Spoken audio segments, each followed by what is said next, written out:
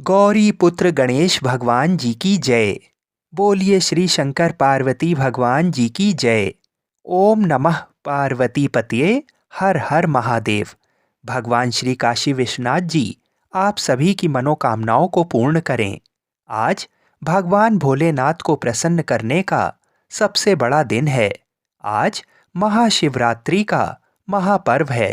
महाशिवरात्रि का व्रत करने से मनुष्यों के सभी दुखों और पीड़ाओं का अंत हो जाता है एवं समस्त मनोकामनाओं की पूर्ति होती है।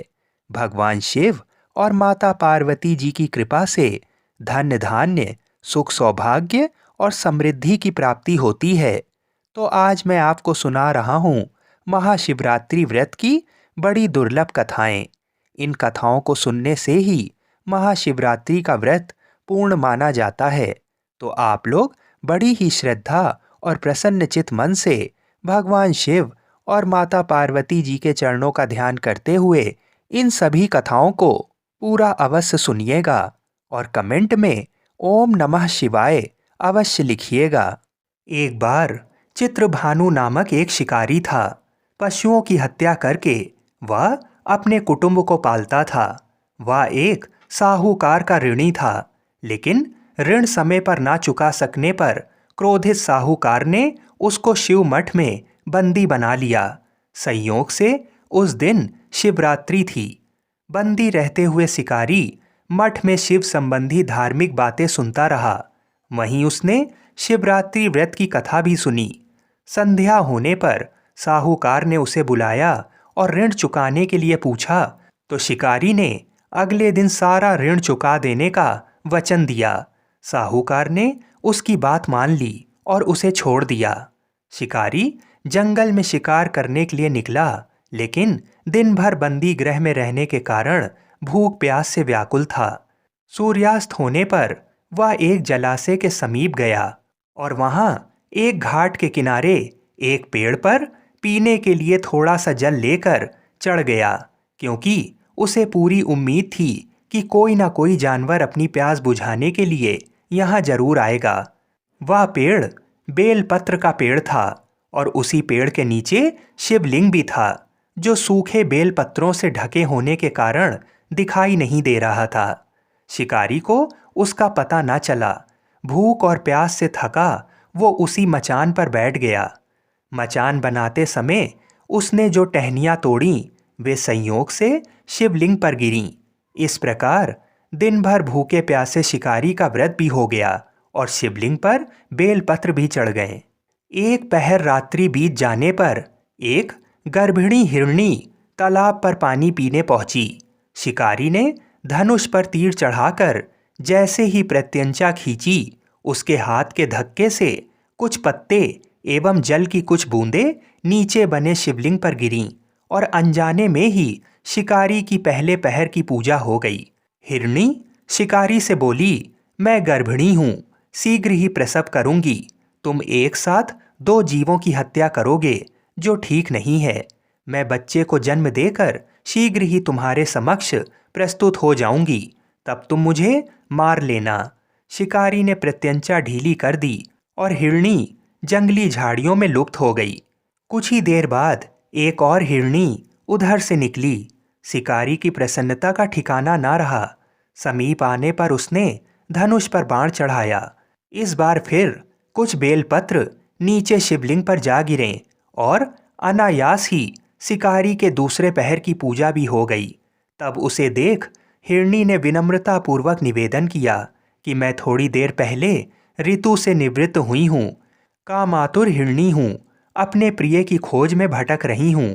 मैं अपने पति से मिलकर शीघ्र ही तुम्हारे पास आ जाऊंगी। शिकारी ने उसे भी जाने दिया। 2 बार शिकार को खोकर वह चिंता में पड़ गया। रात्रि का आखिरी पहर बीत रहा था। तभी एक अन्य हिरणी अपने बच्चों के साथ उधर से निकली। शिकारी धनुष पर तीर चढ़ाकर छोड़ने ही वाला था कि हिरणी बोली, मैं इन बच्चों को इनके पिता के हवाले करके लौट आऊंगी, तब तुम मुझे मार देना। इस समय मुझे मत मारो। शिकारी हंसा और बोला, सामने आए शिकार को छोड़ दूं, मैं ऐसा मूर्ख नहीं। इससे पहले मैं 2 बार अपना शिकार खो चुका हूँ। मेरे बच्चे भूख प्यास से तड़प रहे होंगे। उत्तर में हिरनी ने कहा, जैसे तुम्हें अपने बच्चों की ममता सता रही है, ठीक वैसे ही मुझे अपने बच्चों की फिक्र है। इसलिए सिर्फ बच्चों के नाम पर मैं थोड़ी देर के लिए जीवन दान मांग रही हूँ।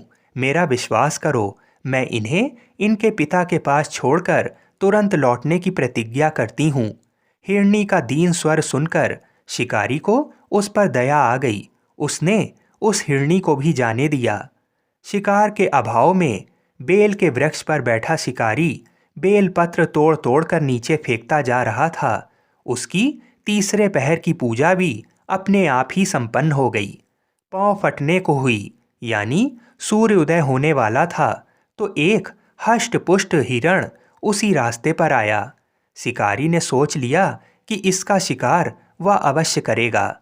शिकारी की तनी प्रत्यंचा देखकर हिरण विनीत स्वर में बोला, भाई, यदि तुमने मुझसे पूर्व आने वाली 3 हिरनियों तथा छोटे छोटे बच्चों को मार डाला है, तो मुझे भी मारने में विलंब ना करो, ताकि मुझे उनके वियोग में एक क्षण भी दुख ना सहना पड़े।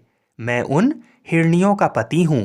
यदि तुमने उन्हें जीवन दान दिया है, तो मुझे भी कुछ क्षण का जीवन देने की कृपा करो। मैं उनसे मिलकर तुम्हारे सामने उपस्थित हो जाऊंगा। हिरण की बात सुनकर शिकारी ने सारी कथा हिरण को सुना दी।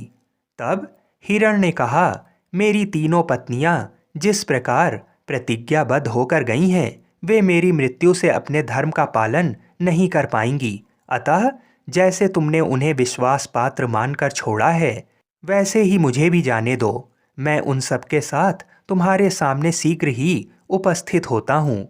उपवास, रात्रि जागरण तथा शिवलिंग पर बेलपत्र चढ़ने से शिकारी का हिंसक हृदय निर्मल हो गया था। उसमें भगवत शक्ति का वास हो गया था। उसके हाथ से धनुष तथा बाण छूट गया और उसने मृग को जाने दिया। थोड़ी ही देर बाद वह हिरण सपरिवार शिकारी के समक्ष उपस्थित हो गया, ताकि वह उनका शिकार कर सकें। किंतु जंगली पशुओं की ऐसी सत्यता, सात्विकता एवं सामूहिक प्रेम भावना देखकर शिकारी को बड़ी ग्लानि हुई। उसके नेत्रों से आंसुओं की छड़ी लग गई। उस मृग परिवार को न मारकर शिकारी ने अपने कठोर हृदय को जीव हिंसा से हटा सदा के लिए कोमल एवं दयालु बना लिया। देवलोक से समस्त देव समाज भी इस घटना को देख रहे थे। उसके ऐसा करने पर भगवान शंकर ने प्रसन्न होकर तत्काल उसे अपने दिव्य स्वरूप का दर्शन करवाया तथा उसे सुख समृद्धि का वरदान देकर गुहा नाम प्रदान किया। यही वह गुहा था जिसके साथ भगवान श्री राम ने मित्रता की थी। बोलिए श्री शंकर पार्वती भगवान की जय। आइए अब मनोकामनाओं की पूर्ति करने वाली दूसरी कथा को सुनते हैं। एक बार की बात है, माता पार्वती शिव जी को पति रूप में प्राप्त करने के लिए घोर तप कर रही थीं। उनके तप को देखकर देवताओं ने शिव जी से देवी की मनोकामना को पूर्ण करने की प्रार्थना की। शिव जी ने पार्वती जी की परीक्षा लेने सप्त ऋषियों को भेजा। सप्त ऋषियों ने शिव जी के सैकड़ों अवगुण गिनाए, पर पार्वती जी को महादेव के अलावा किसी और से विवाह मंजूर नहीं था। सज्जनों, विवाह से पहले सभी वर अपनी भावी पत्नी को लेकर आश्वस्त होना चाहते हैं। इसलिए शिव जी ने स्वयं भी पार्वती जी की परीक्षा लेने की ठानी। भगवान शंकर प्रकट हुए और पार्वती जी को वरदान देकर अंतर्ध्यान हुए। इतने में पार्वती माता जहां तप कर रही थीं, वहीं पास में तालाब में मगरमच्छ ने एक लड़के को पकड़ लिया। लड़का जान बचाने के लिए चिल्लाने लगा। पार्वती जी से उस बच्चे की चीख सुनी नहीं गई। द्रवित हृदय होकर वह तालाब पर पहुंची। देखती हैं कि मगरमच्छ लड़के को तालाब के अंदर खींच कर ले जा रहा है। लड़के ने देवी को देखकर कहा, मेरी ना तो माँ है, ना बाप, ना कोई मित्र। माता, आप मेरी रक्षा करें। पार्वती जी ने कहा, हे मगरमच्छ, इस लड़के को छोड़ दो। मगरमच्छ बोला, दिन के छठे पहर में जो मुझे मिलता है उसे अपना आहार समझकर स्वीकार करना मेरा नियम है। ब्रह्मदेव ने दिन के छठे पहर इस लड़के को भेजा है, मैं इसे क्यों छोड़ूं? पार्वती जी ने विनती की तुम इसे छोड़ दो, बदले में तुम्हें जो चाहिए वह मुझसे कहो। मगरमच्छ बोला, एक ही शर्त पर मैं इसे छोड़ सकता हूँ। आपने तप करके महादेव जी से जो वरदान लिया है, यदि उस तप का फल मुझे दे दो तो मैं इसे छोड़ दूंगा। पार्वती जी तुरंत तैयार हो गईं। उन्होंने कहा, मैं अपने तप का फल तुम्हें देने को तैयार हूँ, लेकिन तुम इस बालक को छोड़ दो। मगरमच्छ ने समझाया, सोच लो देवी, जोश में आकर संकल्प मत करो। हजारों वर्षों तक जैसा तप किया है वैसा देवताओं के लिए भी संभव नहीं है। उसका सारा फल इस बालक के प्राणों के बदले चला जाएगा। पार्वती जी ने कहा, मेरा निश्चय पक्का है, मैं तुम्हें अपने तप का फल देती हूँ, तुम इसको जीवन दे दो। मगरमच्छ ने पार्वती जी से तप दान करने का संकल्प करवाया। तप का दान होते ही मगरमच्छ का देह तेज से चमकने लगा। मगर बोला, हे पार्वती, देखो तप के प्रभाव से मैं तेजस्वी बन गया हूँ। तुमने जीवन भर की पूंजी एक बच्चे के लिए व्यर्थ कर दी। चाहो तो अपनी भूल सुधारने का एक मौका और दे सकता हूँ। पार्वती जी ने कहा, हे ग्रह, तब तो मैं पुनः कर सकती हूँ, किंतु यदि तुम इस लड़के को निगल जाते तो इसका जीवन वापस नहीं मिल सकता था। देखते ही देखते वह लड़का अदृश्य हो गया, मगरमच्छ भी लुप्त हो गया।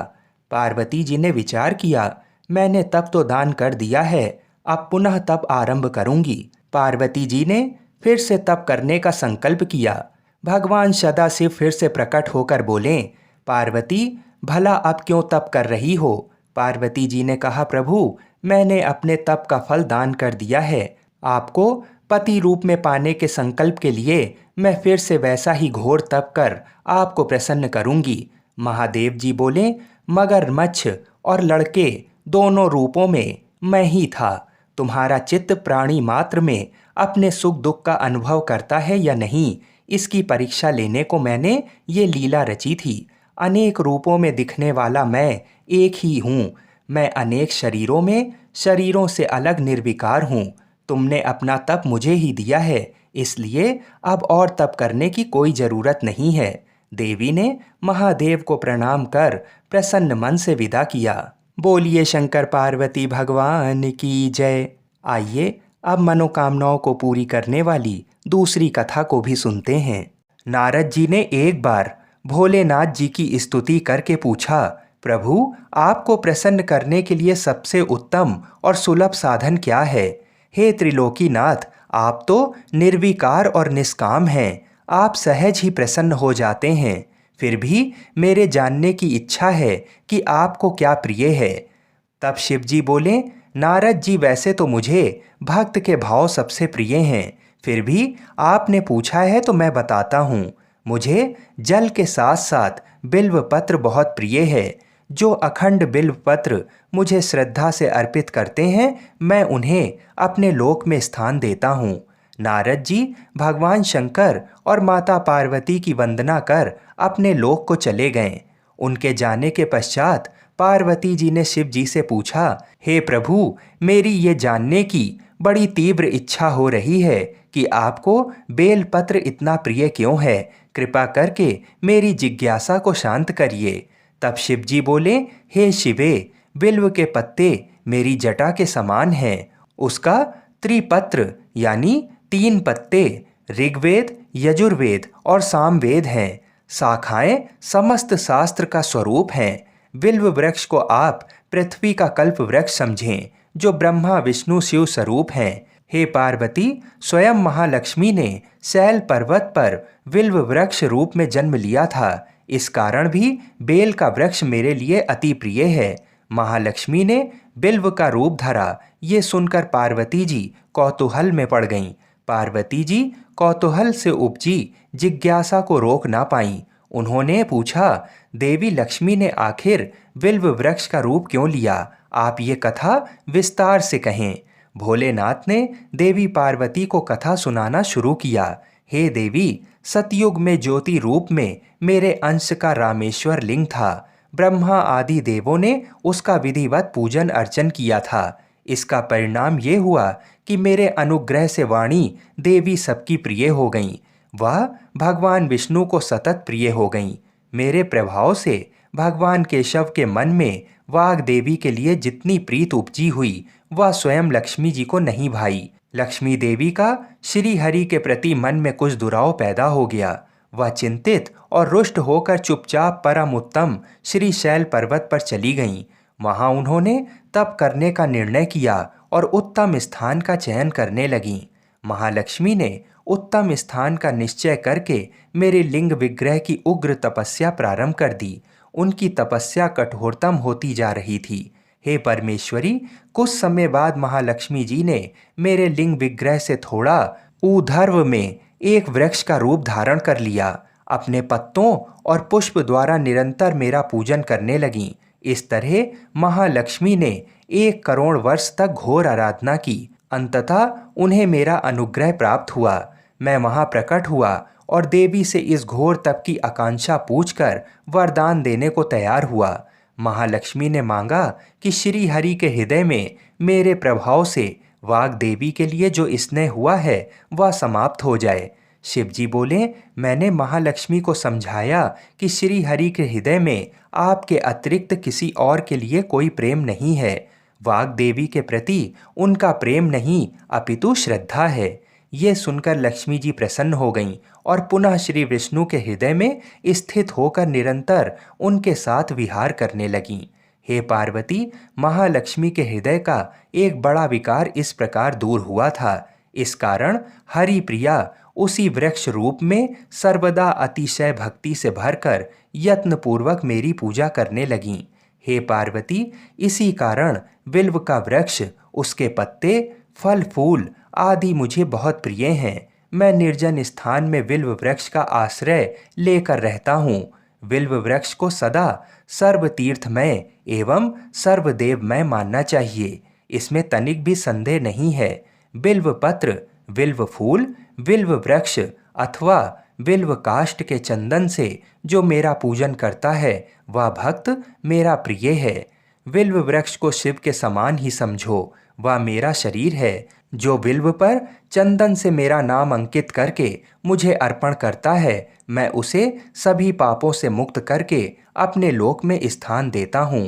हे देवी, उस व्यक्ति को स्वयं लक्ष्मी जी भी नमस्कार करती हैं जो बिल्व से मेरा पूजन करते हैं।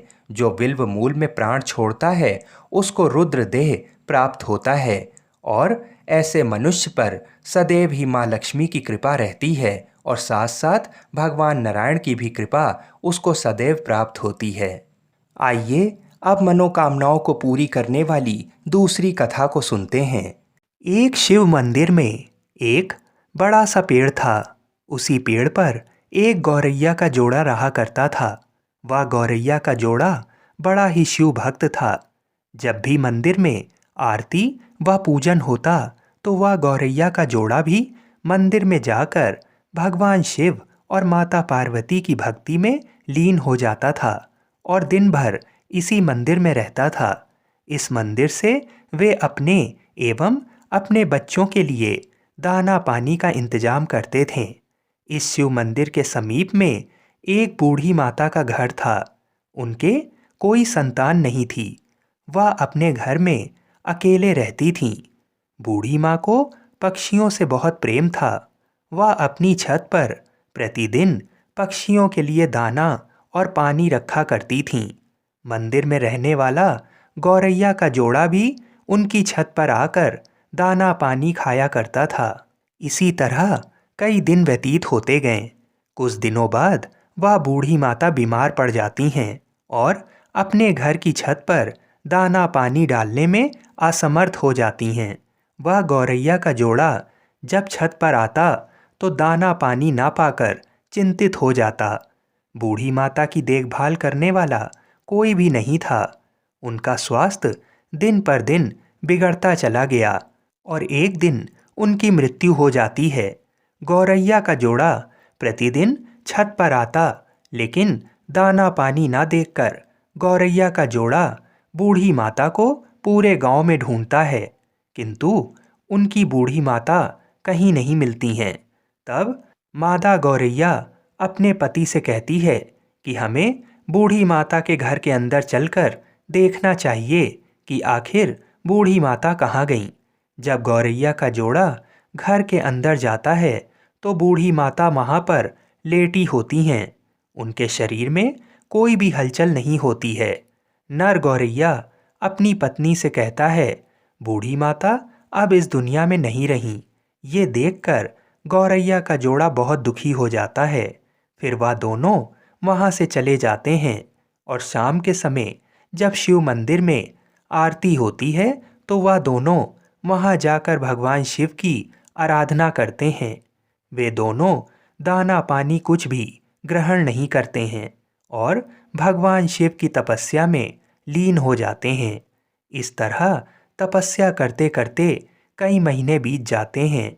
उनकी भक्ति और आराधना से भगवान शिव अत्यंत प्रसन्न हो जाते हैं और गौरैया के जोड़े को दर्शन देते हैं और कहते हैं कि तुम दोनों ने पक्षी की योनि में होकर भी मेरा बहुत बड़ा तप किया है। मैं तुम्हारी भक्ति से अत्यंत प्रसन्न हूँ। मैं तुम्हें वचन देता हूँ कि तुम मुझसे जो भी मांगोगे मैं तुम्हें दूंगा। इस पर गौरैया का जोड़ा भगवान भोलेनाथ से कहता है कि हे प्रभु, इस मंदिर के पास जो बूढ़ी माता रहती हैं उसे आप फिर से जीवित कर दीजिए। भगवान शिव कहते हैं कि ये तो प्रकृति के नियम के खिलाफ है, ये कैसे हो सकता है। तब गौरैया का जोड़ा कहता है कि हे प्रभु, आपने हमें वचन दिया है कि हम लोग जो मांगेंगे वह आप देंगे। इस पर भगवान शिव चिंता में पड़ जाते हैं और फिर कहते हैं कि मैं अपने वचन और तुम्हारे हठ के कारण विवश हो गया हूँ। और भगवान शिव बूढ़ी माता को फिर से जीवित कर देते हैं। बूढ़ी माता जब आँख खोलती है तो अपने सामने भगवान शिव को देखकर प्रसन्नता से भर जाती है और भगवान शिव से कहती है, हे महादेव, आपके दर्शन करके मेरे जन्म जन्म के पाप कट गए। मैंने ऐसा कौन सा पुण्य किया था जो आपने मुझे दर्शन दिए और मुझे वापस जीवित कर दिया। तब भगवान शिव कहते हैं कि हे बूढ़ी माता, ये सब तुम्हारे स्वयं के कारण नहीं हुआ है। जिस गौरैया के जोड़े को तुम प्रतिदिन दाना पानी देती थी, उस गौरैया के जोड़े के कारण ही ऐसा संभव हुआ है। उन दोनों ने दिन रात मेरी कठोर तपस्या की है, जिसके कारण मैंने प्रसन्न होकर तुम्हें जीवन दान दिया है। ऐसा कहकर भगवान शिव अंतर्ध्यान हो जाते हैं। बूढ़ी माता फिर से प्रतिदिन अपनी छत पर पक्षियों के लिए दाना पानी रखने लगती है और वह गौरैया का जोड़ा फिर से खुशी खुशी वहाँ पर आने लगता है। बूढ़ी माता उस गौरैया के जोड़े से कहती है कि तुम दोनों ने मुझ पर बड़ा एहसान किया है, इसलिए मैं चाहती हूँ कि तुम दोनों मेरे घर पर ही आकर रहो। फिर गौरैया का जोड़ा बूढ़ी माता के घर पर ही रहने लगता है।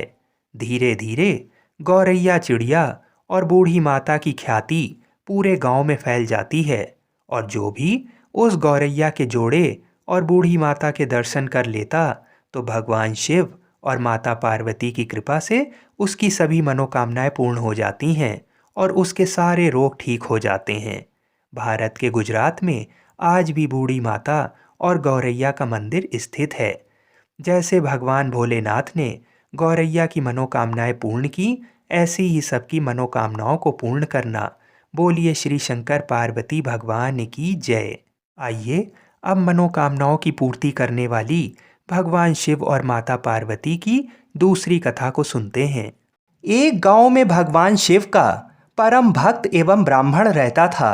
पंडित जी जब तक रोज सुबह ब्रह्म मुहूर्त में उठकर नित्य कर्मों से निवृत्त होने के पश्चात भगवान शंकर का पूजन नहीं कर लेते थे, तब तक उन्हें चैन नहीं पड़ता था। जो कुछ भी दान दक्षिणा में आ जाता उसी से पंडित जी अपना गुजारा करते थे और दयालु इतने थे कि जब भी कोई ज़रूरतमंद मिल जाता तो अपनी क्षमता के अनुसार उसकी सेवा जरूर करते थे।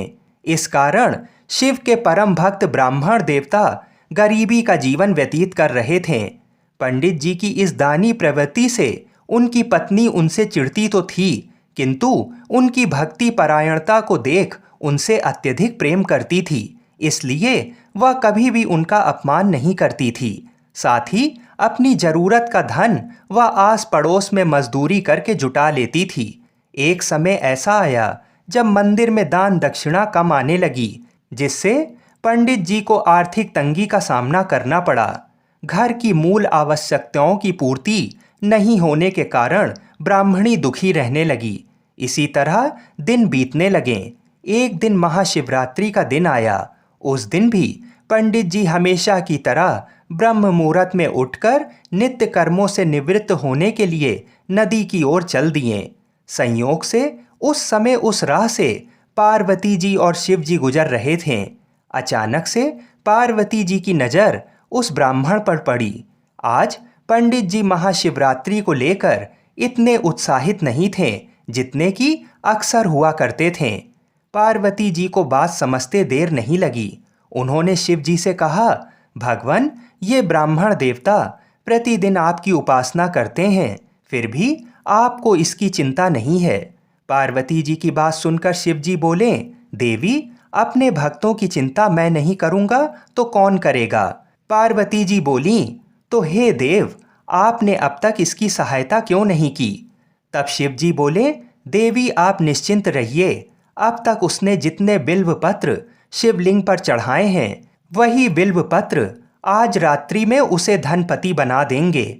ये बातचीत करके पार्वती जी और शिव जी तो चल दिए, किंतु संयोग तो देखिए, उसी समय उस राह में एक व्यापारी गुजर रहा था। उसने छुपकर शिव जी और पार्वती जी का वार्तालाप सुन लिया। व्यापारी ने अपना दिमाग चलाया, अगर बिल्व पत्र से ब्राह्मण धनपति हो सकता है तो फिर मैं क्यों नहीं हो सकता। यही सोच वह ब्राह्मण के घर पहुंच गया और ब्राह्मण से बोला, पंडित जी, आपने अब तक जितने भी बिल्व पत्र शिव पूजन में चढ़ाए हैं वह सब मुझे दे दीजिए, बदले में मैं आपको 100 स्वर्ण मुद्राएं दूंगा।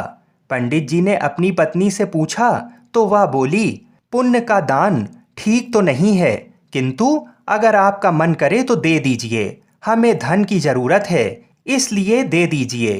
पंडित जी ने सारे बिल्व पत्र बोरे में भरकर सेठ जी को दे दिए। बिल्व पत्रों का बोरा लेकर सेठ जी पहुंच गए मंदिर और शिवलिंग पर चढ़ाकर देखने लगे कि कब शिव जी कृपा करेंगे और कब वह और धनपति बन जाएगा। प्रतीक्षा करते करते सेठ जी को आधी रात हो गई। सेठ जी चमत्कार देखने के लिए बहुत उतावले हो रहे थे। आखिर में तीसरा पहर गुजरने के बाद सेठ जी के सब्र का बांध टूट ही गया और क्रोध में आकर सेठ जी शिवलिंग को झंझोरने लगे। फिर अचानक ही चमत्कार हुआ। सेठ जी के हाथ शिवलिंग से ही चिपके रह गए। उन्होंने बहुत प्रयास किया, किंतु हाथ हिले तक नहीं। थक हार कर सेठ जी शिव जी से क्षमा याचना करने लगे तो शिव जी बोले, हे लोभी सेठ, जिस ब्राह्मण से तूने ये बिल्व पत्र खरीदे हैं उसे 1000 स्वर्ण मुद्राएं दे, तब जाकर तेरे हाथ छूटेंगे।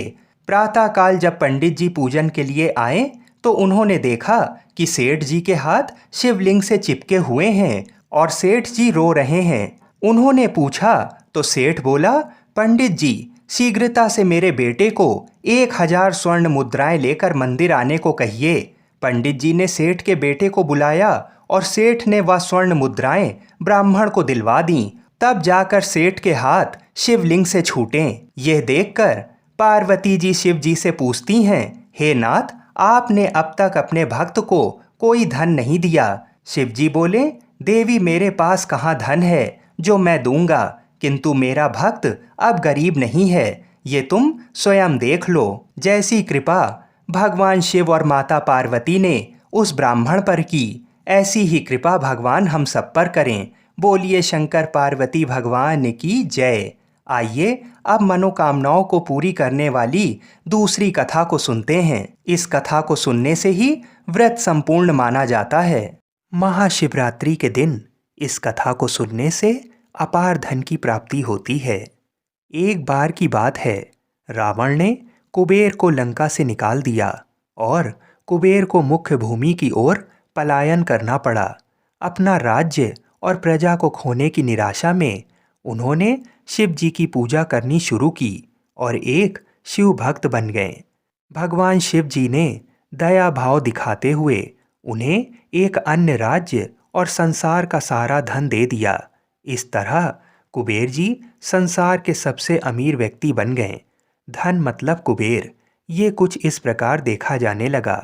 कुबेर शिव जी के महान भक्त बन गए, परंतु जब भक्त को ये लगने लगा कि वो सबसे महान भक्त हैं, तो समझ जाएं कि सब खोने वाला है। कुबेर को लगने लगा कि वो शिव को इतना कुछ अर्पित करते हैं तो वे एक महानतम भक्त हैं, और बेशक शिव जी ने चढ़ावे में विभूति के अलावा कुछ भी नहीं छुआ। पर कुबेर खुद को महान समझने लगे, क्योंकि वे शिव जी को इतना कुछ चढ़ावे के रूप में भेंट करते थे। एक दिन कुबेर शिव जी के पास गए और कहा, मैं आपके लिए क्या कर सकता हूँ? मैं आपके लिए कुछ करना चाहता हूँ। शिव जी ने कहा, तुम मेरे लिए क्या कर सकते हो? कुछ भी नहीं, क्योंकि मुझे किसी चीज़ की आवश्यकता ही नहीं है। मैं ठीक हूँ, परंतु मेरा बेटा, उन्होंने गणपति जी की ओर इशारा करते हुए कहा, ये लड़का हमेशा भूखा रहता है, इसे अच्छे से भोजन करा दो। ये तो अत्यंत सरल है, कहकर कुबेर जी गणपति को अपने साथ भोजन के लिए ले गए। उन्होंने गणपति जी को खाना खिलाना शुरू किया और वे खाते गए और खाते ही गए। कुबेर ने सैकड़ों रसोइयों की व्यवस्था की और प्रचुर मात्रा में खाना बनाना शुरू किया। उन्होंने ये सारा भोजन गणेश जी को परोसा और वे खाते ही रहें। कुबेर चिंतित हो उठे और कहा, रुक जाओ, अगर तुम इतना खाओगे तो तुम्हारा पेट फट जाएगा। गणपति जी ने कहा, आप उसकी चिंता मत करो। देखिए, मैंने एक सांप को एक कमर पेटी के रूप में बांध रखा है, तो आप मेरे पेट की चिंता ना करें। मुझे भूख लगी है, मुझे खाना खिलाएं। आप ही ने कहा था कि आप मेरी भूख मिटा सकते हैं। कुबेर ने सारा धन खर्च कर दिया। कहते हैं, कुबेर ने दूसरे लोगों से भी भोजन मंगवा के गणेश जी को खिलाया। गणपति जी ने सारा भोजन खाने के बाद भी कहा, मैं अभी भी भूखा हूँ, मेरा भोजन कहाँ है? तब कुबेर को अपने विचार के छोटेपन का एहसास हुआ और उन्होंने शिव जी के सामने झुकते हुए कहा, मैं समझ गया, मेरा धन आपके सामने एक तिनके के समान भी नहीं है। जो आपने मुझे दिया, उसी का कुछ अंश आपको वापस देकर मैंने खुद को एक महान भक्त समझने की गलती की, और इस क्षण के बाद मेरा अहंकार टूट गया। ये कहकर उन्होंने भगवान शिव की जय जयकार की। बोलिए गणेश जी महाराज की जय। बोलिए श्री शंकर पार्वती भगवान की जय। आइए अब बड़े ही प्रेम से भगवान शिव की आरती को सुनते हैं। ओम जय शिव ओमकारा, स्वामी जय शिव ओमकारा। ब्रह्मा विष्णु सदाशिव अर्धांगी धारा। ओम जय शिव ओमकारा। एकानन चतुरानन पंचानन राजे, स्वामी पंचानन राजे। हंसासन गरुणासन वृषवाहन साजे। ओम जय शिव ओमकारा। दो भुज चार चतुर्भुज, 10 भुज अति सोहे। स्वामी 10 भुज अति सोहे। त्रिगुण रूप निरखते, त्रिभुवन जन मोहे। ओम जय शिव ओमकारा। अक्षमाला वनमाला मुंडमाला धारी। स्वामी मुंडमाला धारी। चंदन मृग मद सोहे, भाले शशिधारी। ओम जय शिव ओमकारा। श्वेतांबर पीतांबर वाघांबर अंगे। भोला बाघांबर अंगे। सनकादिक गरुणादिक भूतादिक संगे। ओम जय शिव ओमकारा। कर के मध्य कमंडल चक्र त्रिशूलधारी। भोला चक्र त्रिशूलधारी। सुखकारी दुखहारी जगपालनकारी। ओम जय शिव ओमकारा। ब्रह्मा विष्णु सदाशिव जानत अविवेका, स्वामी जानत अविवेका। प्रणवाक्षर में शोभित ये तीनों एका। ओम जय शिव ओमकारा। त्रिगुण स्वामी जी की आरती जो कोई नर गावे, स्वामी जो कोई नर गावे। कहत शिवानंद स्वामी सुख संपत्ति पावे। ओम जय शिव ओमकारा।